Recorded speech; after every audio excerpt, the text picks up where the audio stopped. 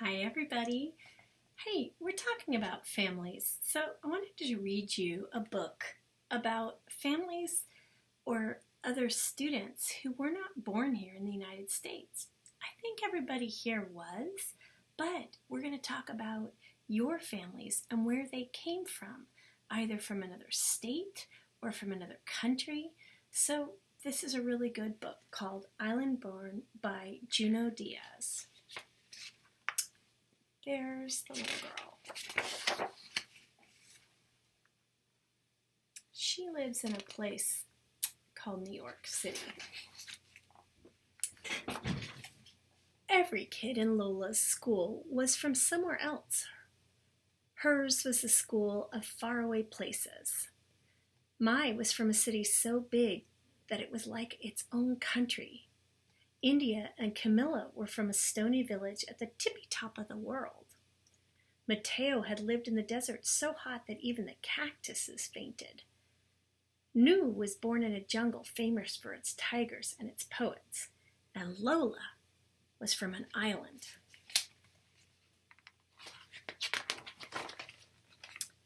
So when her teacher, Ms. Obi, told the class, please draw a picture of the country where you were originally from, your first country, and bring it in tomorrow, everyone got super excited.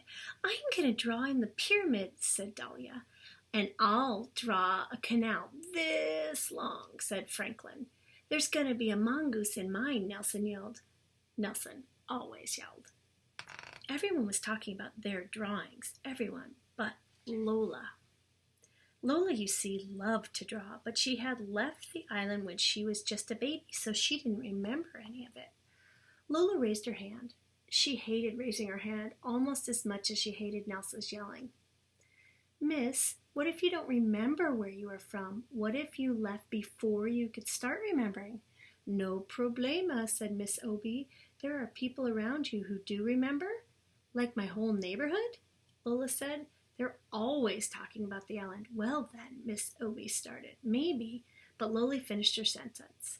I should talk to everyone who does remember. I should draw from their memories. That's a very good plan, Lola, Miss Obi said with a smile. She has a plan, right? Lola started feeling better about the assignment, but then she saw all the other kids chatting excitedly about what they were going to draw, and it made her sad.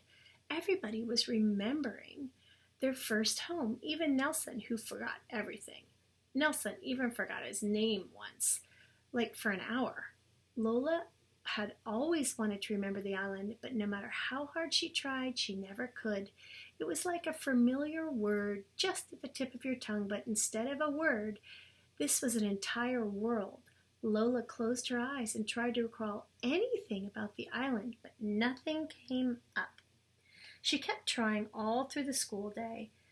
To help her focus, she kept her fingers on the sides of her head, just like her abuela's psychic sometimes did. Abuela means grandma in Spanish. Are you okay? Her cousin Leticia asked as they walked home from school together. I have to draw a picture of the island, Lola explained. But I was just a baby when we left, Prima. You have to help me. I don't remember much either, except for the bats. They were as big as blankets, and they used to chase me at night. Blanket bats? Lola pulled out her notebook and began to sketch. Oh, look at Lola's imagination, hearing about a blanket bat. Leticia stopped by Mrs. Bernard, who always sold them crispy empanadas after school. Mrs. Bernard, what do you remember most about the island? Why, the music, of course. The whole country is like the inside of a guitar, inside of a drum. You mean like our neighborhood, Lola said. The neighborhood had so much music. It was like a radio with a broken dial. On the island, there's even more music. There's more music than air. Everyone is always dancing. Even in their sleep, people dance. Sleep dancing? Lola sketched. Leticia led Lola into the barber shop that her brother Jonathan owned. Lola has to do an assignment about the island. She needs to know what you remember about it. Oepa, said Jonathan, laughing. Agua de coco, how wonderful it tastes when you drink it right from the coconut. Mr. Rodriguez sat up in the chair. And the mangoes that are the size of your head and so sweet. They make you want to cry, Lola said. She loved mangoes. That's it exactly. So mangoes that make you cry and coconut water you can drink from the coconut. How much color there is, said the woman waiting with her son. Colorful cars, colorful houses, colorful flowers everywhere. Even the people are like a rainbow, every shade ever made. Like us in here, Lola said. Even more color, the woman said. Agua, mango heads, rainbow people. Lola was trying to keep up. The island sounds so beautiful. Why did we ever leave? Well, it isn't all beautiful, the woman's son said. The heat is on you like 5 bullies, the old barber muttered, and other things. Like what? Lola wanted to ask, but the oldest barber had already turned away. There he is, and these are all the things she's imagining. In the lobby of their building, the cousins ran into Mr. Muir, the superintendent. Leticia called out, Hey, Mr. Muir, can you tell us what you remember most about the island? No one cares about that old stuff, said Mr. Muir grumbled. Just be glad you don't live here. Just be glad you live here. Don't listen to him, Leticia said. Keep going and call me later if you need any help, okay? I will, said Lola. When Lola got into her elevator, she put fingers on her temples and closed her eyes. Island, she called. It was like a cat. Island, but like a cat. The island did not come. At home, Lola found her abuela at the kitchen table trying to finish a puzzle. Abuela loved puzzles. Abuela, I'm supposed to draw a picture from the island for school, but I don't remember it. Why don't I remember it? Hija, you were just a baby when you left, but the other kids remember. Just because you don't remember a place doesn't mean it's not in you. Will you tell me what you remember most? Lola asked. So there's her grandma.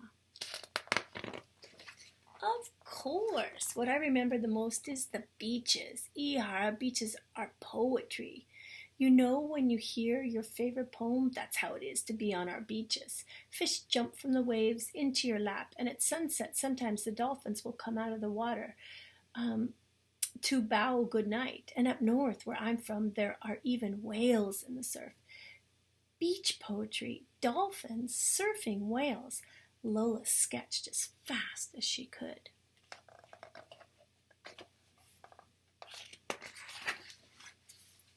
Lola's mother stuck her head in from the kitchen. Hija, what I remember the most is the hurricane that hit the island right after you were born. Like the biggest, baddest wolf of all, it huffed and it puffed and it blew thousands of houses into the sky. Where were we? Lola asked, her eyes wide. We were hiding under the bed is where we were, Abuela said. That's right, said her mother. And you know what? You never cried once. You were such a brave little girl. I wish I could remember that, Lola sighed. Well, it happened, her mother said. You might not remember it, but you might not remember the island, but it remembers you. There they are, hiding under the bed when the big winds came.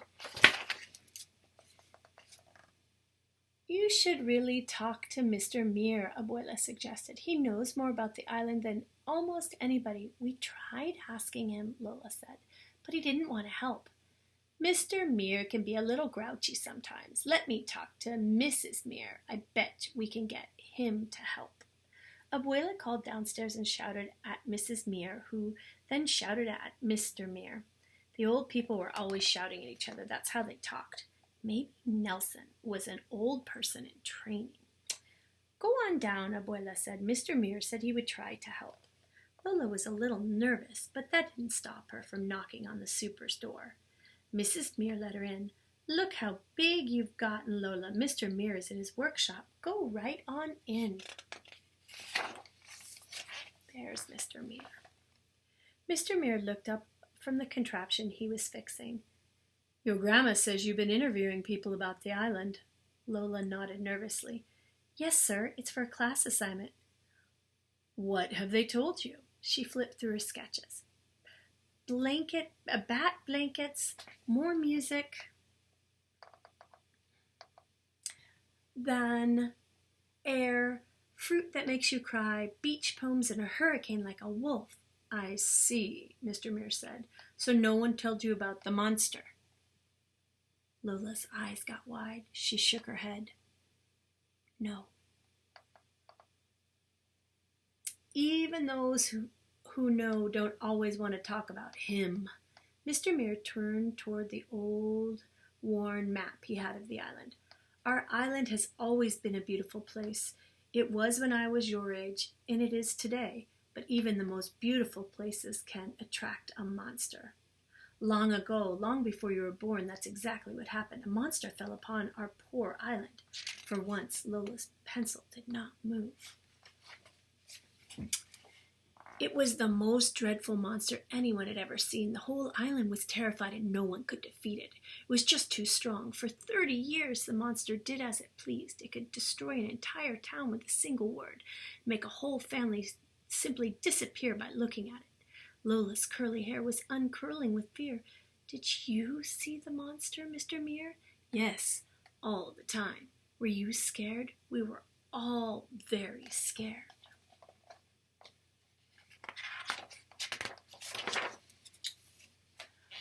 Lola's heart was pounding. So what happened next, Mr. Muir? What should always happen to monsters? Heroes rose up. Strong, smart young woman just like you, Lola, and a few strong, smart young men, too. They got tired of being afraid and fought the monster. What a titanic battle that was. The whole island shook from their struggle. The monster tried all its evil tricks, but in the end, the heroes found the monster's weakness and banished it forever. Look, those are the heroes who fought away the monster. Whoa, Lola whispered. What happened to the heroes? No one knows, really. It was so long ago. Mr. Muir took off his glasses and sighed. Anyway, you should get back upstairs. It's getting close to dinner time. Thank you, Mr. Muir, Lola said. Thank you for all of your help.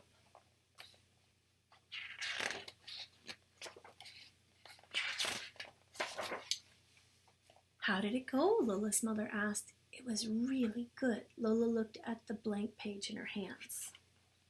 I wonder what she's going to draw. Lola spent the rest of the night drawing the island. She started out with one page, but she needed more room, so she added another page and then another, and soon she had a book. She worked through dinner and she worked in bed and was just finishing the last touches on the cover when her abuela came in to check on her. I wonder what she drew. Abuela picked up a drawing of the final battle and she got really still. Abuela, did you know about the monster? Of course, hija. Why do you think so many of us are here in the north? Lola put her arms around her abuela. You must have been so scared. Sometimes we were, her abuela whispered, but we were also brave.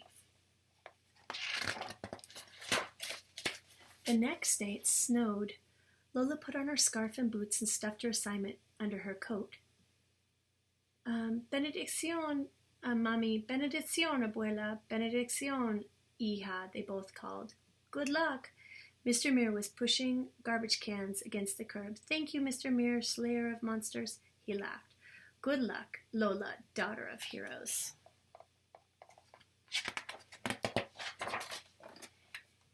In class, all the students were buzzing about their pictures. Nelson's mother had baked cupcakes for everyone, so it was like a little party. Ms. Obie hung the drawings on the wall. Now our classroom has windows, she said. Anytime you want to look at one another's first homes, all you have to do is go look out the windows. Then Miss Obie reached Lola's desk. How did it go, Lola? Were you able to remember anything? I tried really, really hard, but nothing came, and that made me feel bad. But then I realized that I don't have to feel bad, because even if I never set foot on the island, it doesn't matter. The island is me. Nelson snorted. That is so corny. It is not. Nelson, be nice, said Miss Obie. She and the other students gathered around Lola's desk. Nelson made sure he got real close so he could see everything. Lola suddenly got nervous. Go ahead, Lola. Show us. Okay. Taking a deep breath, she opened her book. Look what she drew. And out burst the island. Wow. Look how colorful that is.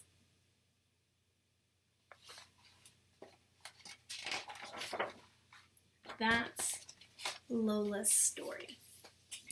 So when you're thinking about your family and where they're from, I want you to think about what their story is. I'm glad we got to read that one together.